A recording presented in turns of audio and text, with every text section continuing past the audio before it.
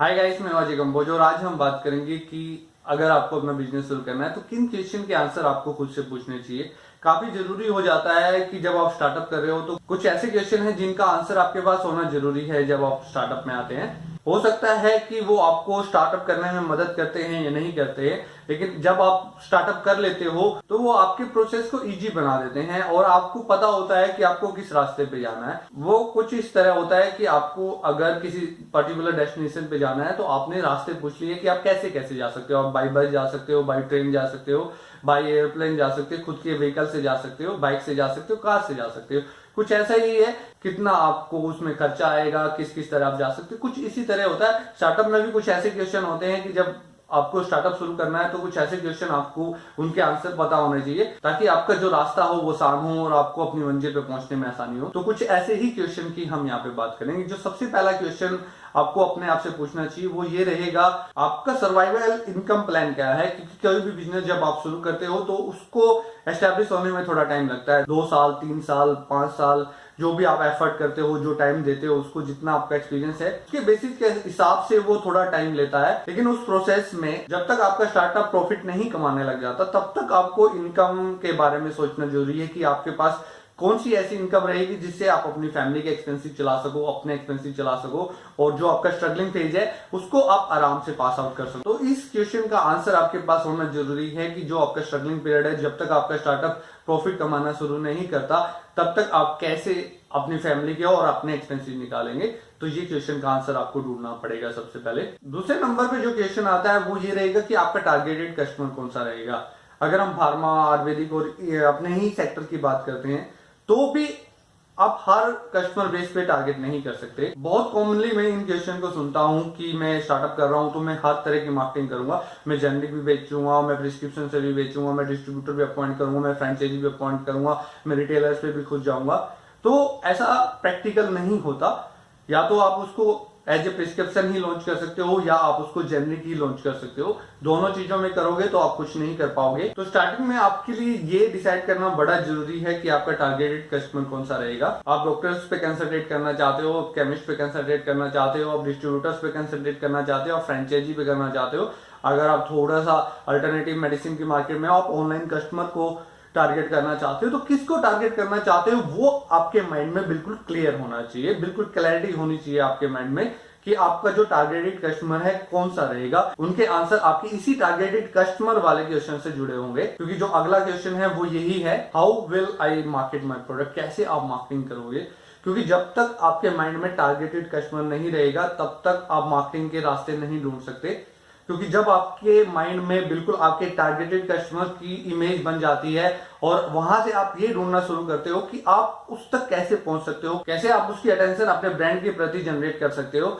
तो जब आपके माइंड में आपका टारगेटेड कस्टमर क्लियर होगा तो आप वो रास्ते ढूंढने की कोशिश करोगे कि जिन जिन तरह से आप अपने प्रोडक्ट को मार्केट कर सकते हो। अगर आपको डॉक्टर्स पे कंसंट्रेट करना है तो आपको पता है कि भाई आपको डायरेक्टली उनकी कॉल करनी है, रेगुलर उनसे मिलना है और उसी हिसाब से आप अपनी मार्केटिंग स्ट्रेटेजी बनाओगे, अपने प्रमोशन मटेरियल बनाओगे। अगर आपको फ्रेंचाइजी और डिस्ट्रीब्यूटर ढूंढने हैं, आप उसी हिसाब से जिन भी पोर्टल्स पे आपको ऐड देनी है, खुद की वेबसाइट प्रमोट करनी है, जो भी करना है, जहां पे एडवर्टाइजमेंट करनी है, तो उस हिसाब से आपको अपनी मार्केट को डिसाइड करना है, अपनी मार्केटिंग स्ट्रेटेजी को डिसाइड करना है। तो ये क्वेश्चन भी आपके माइंड में बिल्कुल क्लियर होना चाहिए कि कैसे आप अपने प्रोडक्ट को मार्केट करोगे। जो अगला क्वेश्चन है वो भी इसी क्वेश्चन से थोड़ा मिलता जुलता है कि कैसे आप अपनी कंपनी और अपने ब्रांड के प्रति अवेयरनेस पैदा करोगे। तो ये बड़ा ही इंपॉर्टेंट रहता है इस क्वेश्चन का आंसर ढूंढना।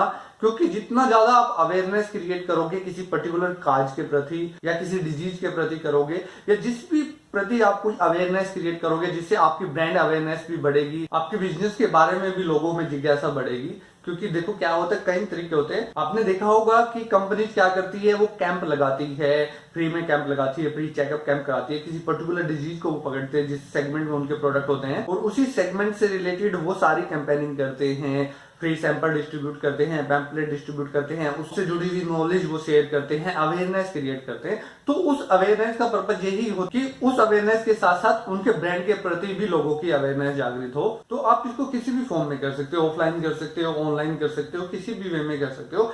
आपको ये अपने आप से क्वेश्चन का आंसर फाइंड आउट करना जरूरी है कि कैसे आप अवेयरनेस पैदा करोगे किसी पर्टिकुलर डिजीज के बारे में, काज के बारे में। जैसे कोई अगर शू मेकिंग कंपनी है तो वो रनिंग के फायदे बताती है, वो हेल्थ के फायदे बताती है कि अगर आप रनिंग करोगे तो आप हेल्थी रहोगे, और उस हेल्थ में उनके जो शूज है, उनके जो जूते हैं, उनका भी एक पर्टिकुलर योगदान रहता है। तो जो ये अवेयरनेस क्रिएट करी जाती है, ये आपकी ब्रांडिंग के लिए काफी यूजफुल होती है। तो आपको ये डिसाइड करना, खुद से ये क्वेश्चन करना बहुत जरूरी है कि कैसे आप अपने ब्रांड के प्रति या उससे जुड़ी किसी पर्टिकुलर डिजीज या इंडिकेशन के प्रति कैसे अवेयरनेस पैदा करोगे, जिससे आपको अपने प्रोडक्ट की मार्केट करना ज्यादा आसान रहेगा। उसके बाद जो अगला क्वेश्चन रहेगा वो ये रहेगा कि आपके जो कंपटीटर है, डायरेक्ट कंपटीटर और इनडायरेक्ट कंपटीटर्स कौन कौन से हो सकते हैं मार्केट में।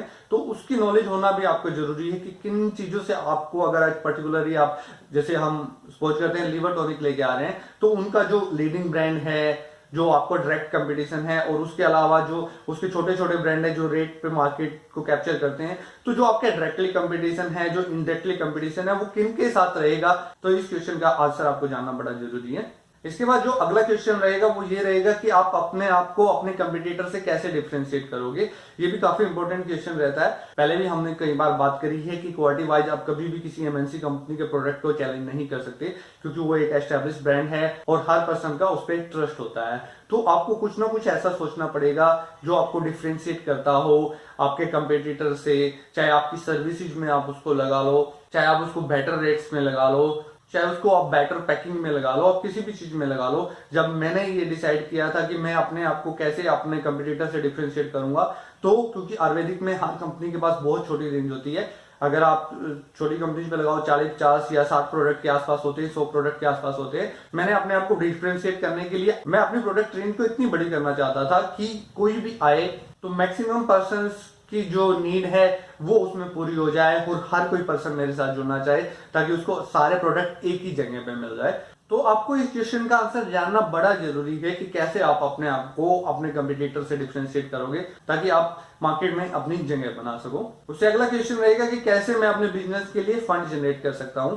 मैं कहीं से क्रेडिट लूंगा, मेरे वेंडर मेरे पे पैसा लगाएंगे, या मैं एडवांस में ही उसको बेचूंगा, तो जो मेरे कस्टमर का पैसा आएगा वही मैं बिजनेस पे लगाऊंगा, या मेरे पास सेविंग है, मैं बैंक लोन लूंगा या कहीं से इन्वेस्टमेंट लूंगा। ये बहुत सारे क्वेश्चन होते हैं। आपको जहां पर डिसाइड करना बड़ा जरूरी है कि आप अपने बिजनेस को फंड कैसे करोगे। मैंने स्टार्टअप के बारे में सोचा था, तो जितना फंड था उतना लगा दिया था। उसके बाद क्या था कि मैंने डिसाइड कर लिया था कि मैंने सारा काम एडवांस पेमेंट पे करना है, क्योंकि मैं मार्केट में क्रेडिट नहीं लगा सकता।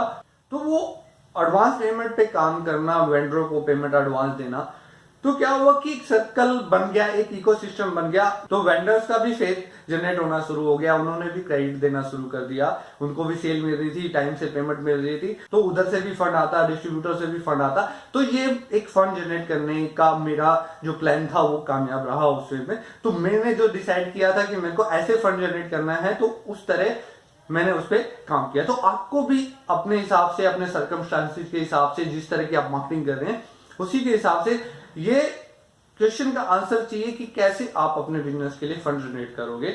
अलग अलग मीडियम होते हैं, तो अलग अलग वे से आप कैसे कर सकते हो, इस क्वेश्चन का आंसर आपको ढूंढना जरूरी है। उसके बाद जो क्वेश्चन आता है वो ये आता है कि आप अपनी सक्सेस को एक साल के बाद या कोई भी पर्टिकुलर एक टर्म के बाद कैसे डिफाइन करोगे। क्योंकि जब आप स्टार्टअप करते हो तो ऐसा तो नहीं है कि साल में या 6 महीने में आपकी इनकम इतनी ज्यादा हो जाएगी आपके स्टार्टअप से कि आप इनकम बेसिस पे ये डिसाइड कर सको कि आप सक्सेसफुल हो। आपको कोई क्राइटेरिया बनाना पड़ेगा ये डिफाइन करने का कि एक शॉर्ट टर्म बाद, 6 महीने बाद, या साल बाद अगर आप इस चीज को अचीव कर लेते हो तो आप अपने आप को सक्सेसफुल मानोगे। इसी में हो सकता है कि आपने 5 डॉक्टर से प्रिस्क्रिप्शन कराना जनरेट करना शुरू कर दिया, आपके पास 5 डिस्ट्रीब्यूटर जुड़ गए हैं। अगर आप ऑनलाइन सेल करते हो तो हो सकता है कि आपने एक पर्टिकुलरली सेल के टारगेट को पूरा कर लिया है। तो जो भी हो सकता है आपको ये डिसाइड करना बड़ा जरूरी है कि किस क्राइटेरिया के बेसिस पे आप अपनी सक्सेस को डिफाइन करोगे। कुछ पर्सन इसी बेसिस को सक्सेस मानते हैं कि उन्होंने अपना स्टार्टअप शुरू कर लिया, कुछ इस चीज को मानते हैं कि वो पर्टिकुलर ना भी ज्यादा प्रॉफिट कमाने लगे तो एटलीस्ट इतना तो उनका सेल और परचेज का हो गया है कि वो बराबर पे आ गए हैं, क्योंकि सक्सेस का सबका अपना अपना अलग अलग क्राइटेरिया होता है। कुछ इस चीज को भी सक्सेस मानते हैं कि उन्होंने अपना बिजनेस शुरू किया। स्टार्टिंग में तो ये भी बहुत बड़ी अचीवमेंट होती है कि आपने अपना काम शुरू कर लिया है। उसके बाद ये हो सकता है कि आपने पर्टिकुलर 1 लाख का टारगेट पूरा कर लिया है। हो सकता है कि आपके लिए यही सक्सेस का महीना हो उस टाइम पे कि आप अपने ऑफिस में जाके बैठ गए हो, तो कुछ भी हो सकता है। तो वो आपको एक डिफाइन करना बड़ा जरूरी है। उसके बाद जो क्वेश्चन आता है कि कैसे और कब आप अपने बिजनेस से प्रॉफिट कमाना शुरू करोगे, ये भी बहुत बड़ा क्वेश्चन होता है। क्योंकि क्या होता है कि हर पर्सन का अलग अलग तरीका होता है काम करने का। आपके एडवर्टाइजमेंट पे एक्सपेंसेस भी होते हैं, आपके डॉक्टर्स पे एक्सपेंसेस होते हैं, आपके ट्रैवलिंग एक्सपेंसेस होते हैं, बहुत कुछ होता है। हो सकता है कि शुरू में आपको उन रेट्स पे मटेरियल देना पड़े, 1 रुपए या 2 रुपए के मार्जिन पे देना पड़े, 5% पे देना पड़े, 10% पे देना पड़े। तो आपको ये भी डिफाइन करना जरूरी है कि कब आप अपने आप को और अपने बिजनेस को प्रॉफिट में लाना चाहते हो। क्योंकि स्टार्टिंग में आपको बिजनेस को एस्टेब्लिश करना है, आप ज्यादा प्रॉफिट पे ध्यान नहीं देते,